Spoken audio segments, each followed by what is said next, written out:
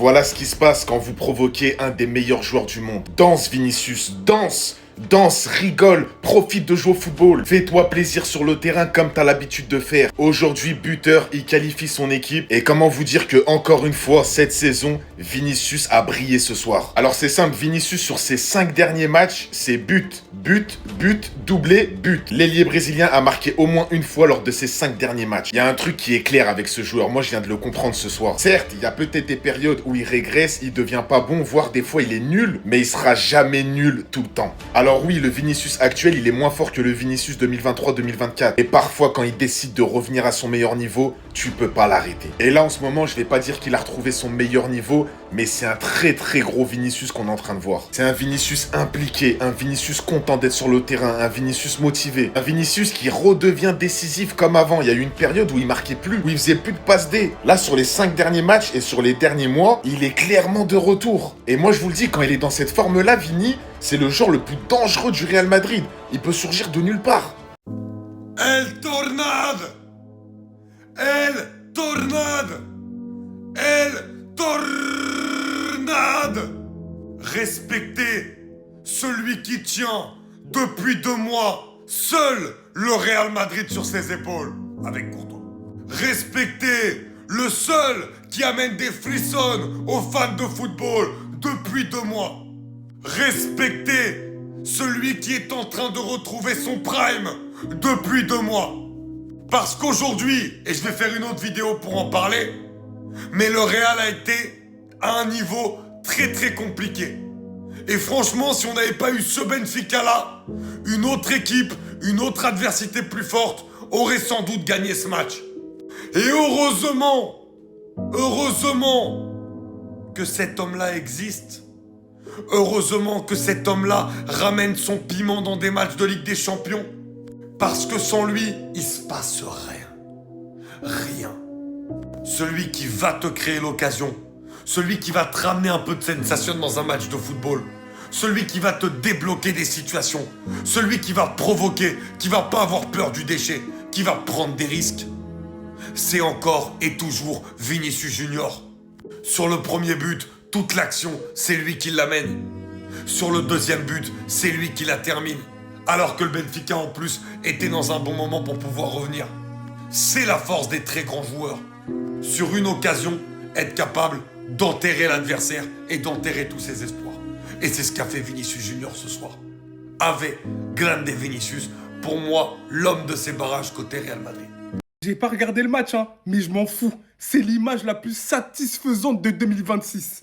Il a dansé, il a zouké, il a frotta le poteau de corner. Vinicius qui se venge. Oh, vous allez dire, ouais, je mélange tout, il n'y avait pas Prestiani, c'est pas grave. Il met le but de la victoire, il sort le Benfica, et je vous l'ai dit, tant qu'il y a Prestiani dans le Benfica, j'étais à la Madrid. J'étais à la Madrid. Et Vinicius qui vient zouker le poteau de corner bien pour rappeler, il a le droit de danser. Baila Vini, dancing Vini, Balah Vini, voilà. Merci Vinicius. En plus, il y a des humains, même des mecs qui ont la même couleur de peau que nous. Ils viennent nous dire, ouais, mais il n'y a pas de preuve du racisme, ouais, mais si. Là, t'as montré la force de caractère que t'avais. Franchement, Vinicius, c'est pas un joueur que j'apprécie de ouf, mais de ce qu'il dégage, comment il fait bouger les choses par rapport au racisme, comment il ferme pas sa gueule. Rien que pour ça, je le respecte. Un bonhomme, il est reparti danser, il a donné la victoire à son équipe. Aujourd'hui, il a été le boss, le patron. Merci Vini pour cette belle image en fait. C'est l'image du siècle. Merci. Qui va dire quoi maintenant? Danse et baila Vinicius. Prestiani, t'es suspendu. Maintenant, t'es aussi éliminé. À l'image d'une soirée et d'une histoire qui devait bien terminer. Même si l'histoire va continuer jusqu'à la suspension de Prestiani. Real Madrid est officiellement qualifié pour les 8e face à un Benfica encore une fois très offensif aujourd'hui. Fort heureusement, on a pu s'appuyer sur une égalisation très tôt de Tchouaméni. Une finition très proche de l'extérieur de la surface. On suivra un but d'Arda Güler, qui d'ailleurs était assoiffé, s'est rappelé par la suite qu'il était en train de jeûner, pendant que son but s'est fait refuser. Même ici, carrément, on nous dit que la VAR n'a pas choisi correctement le dernier homme de la défense de Benfica. Le joueur situé à côté de Vinicius maintenait Gonzalo Garcia en position de hors-jeu, donc le but ne devait pas être refusé apparemment. Et cet homme n'en finit pas, après avoir servi Tchouaméni en première mi-temps. Le voici récidivé pour Vinicius, et ça fait énormément plaisir de le revoir performer. Valverde est l'homme de la situation par certains moments. D'une passe du milieu de terrain, il va envoyer Vinicius en profondeur, et celui-ci va tranquillement venir terminer. On n'est pas encore à notre meilleur niveau, mais une chose est sûre, l'aventure continue. Tout comme en Ligue des Champions, tout comme en championnat, Rien n'est terminé pour le Real Madrid. Allons-y pour les huitièmes. Así, así gana Madrid. Así, así, así gana Madrid. Incroyable. C'est plus le Real Madrid. C'est le régal de Madrid. Mais quel régal! Mais quel match encore! La première cause de crise cardiaque à Madrid, c'est le Real Madrid. La Ligue des Champions, c'est une dictature. Elle est pour eux, les gars. En route vers la 15e. Incroyable. Les gars, ça recommence. La répétita. Le Real est là dans le grand soir. Le Real, il est Al. Toujours Al dans les gros matchs.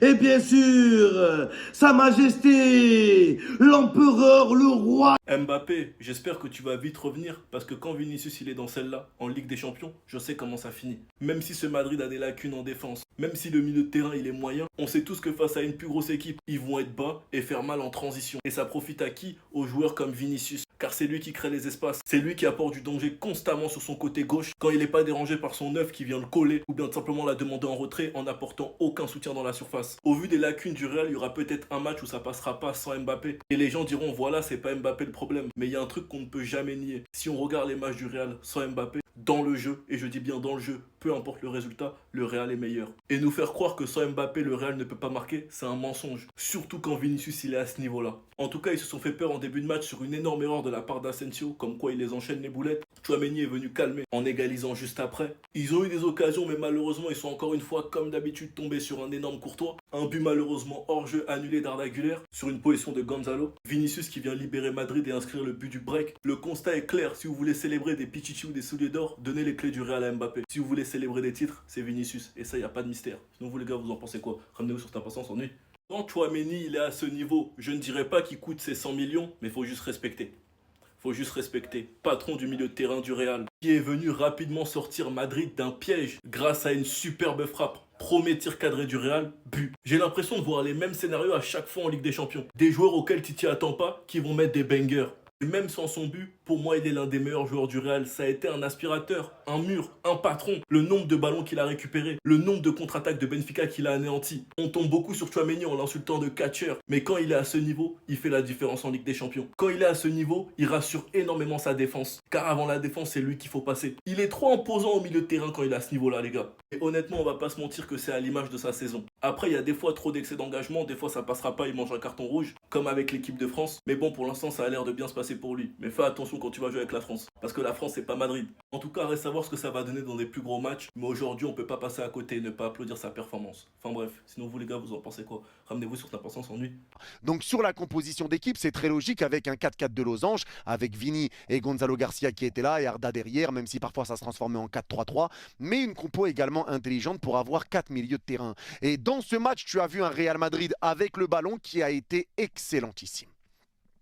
Excellentissime. Il y avait du jeu, il y avait du mouvement, de la permutation, des joueurs qui proposaient des solutions aux porteurs de balles, des bonnes combinaisons, du danger, des joueurs qui étaient en jambes individuellement. C'était vraiment un très bon match du Real avec beaucoup de joueurs qui proposaient des solutions et qui se plaçaient parfaitement. Tu as vu plusieurs fois Valverde monter aux avant-postes pour amener du danger et il y avait cette présence de Gonzalo Garcia qui t'a fait énormément de bien pour peser sur la défense adverse parce que Gonzalo Garcia est un joueur qui reste dans l'axe. C'est un joueur de position. Maintenant, j'en entends certains parler et dire oui, le Real sans Mbappé, le Real sans Mbappé, c'est meilleur sans Mbappé. Les gars, il y a des moments, il y a des matchs du Real où Mbappé était là, ça a été magnifique. Le match contre Bilbao qui était un très bon match, le match contre Monaco et j'en passe. Et ça marche aussi dans le sens inverse. Quand Mbappé n'était pas là, il y a des matchs où le Real s'est raté, notamment contre Albacete.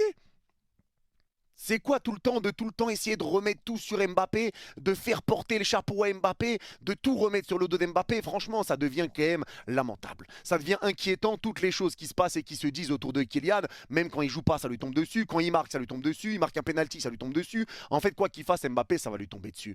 Mais là, la réalité, c'est pas une question de Mbappé n'est pas là, c'est pour ça que ça joue bien. Non, la seule chose que je peux dire, moi, personnellement, avec cette absence d'Mbappé, c'est que ça fait du bien à Vini.